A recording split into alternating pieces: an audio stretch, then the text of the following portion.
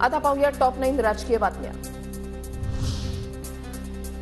विजय शिवतारे दौंड दौरा अर्धवट सोडून पुण्यामध्ये परतले। अचानक तब्येत बिघडल्यानं पुण्यातील रुबी हॉलमध्ये उपचारासाठी दाखल।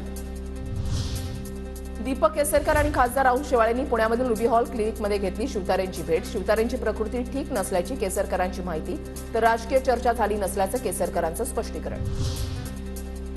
माझ्या विचारांचा खासदार निवडून द्या, बारामतीसारखं काम पुरंदरमध्ये करेल, अजित पवारांचं आश्वासन।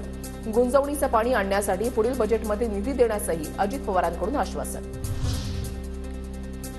लोकसभा निवडणुकीच्या तारखांची आज घोषणा। निवडणूक आयोग दुपारी 3 वाजता वेळापत्रक जाहीर करणार। निवडणुकीच्या घोषणेनंतर देशभरात आचारसंहिता लागू होणार। देशभरात 6 ते 7 टप्प्यामध्ये लोकसभा निवडणूक होण्याची शक्यता, तर महाराष्ट्रामध्ये 3 ते 4 टप्प्यामध्ये निवडणूक होण्याचा अंदाज। सह्याद्री अतिथीगृह इथे आज राज्य मंत्रिमंडळाची बैठक। लोकसभा निवडणुकीची आचारसंहिता लागण्यापूर्वी राज्य मंत्रिमंडळाची बैठक पार पडणार, अनेक निर्णय होण्याची शक्यता। अमरावतीमध्ये आज रवी राणांच्या युवा स्वाभिमानचा कार्यकर्ता मेळावा। नवनीत राणांच्या राजकीय वाटचालीचा आजच्या मेळाव्यामध्ये निर्णय होणार। नवनीत राणा आजच कार्याध्यक्षपदाचा राजीनामा देण्याचीही शक्यता।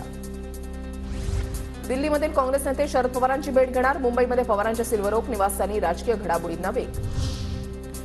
स्वाभिमानी शेतकरी संघटनेचे नेते राजू शेट्टी उद्धव ठाकरेंची भेट घेणार। आज दुपारी 12 वाजता मातोश्रीवर शेट्टी ठाकरेंची भेट घेणार।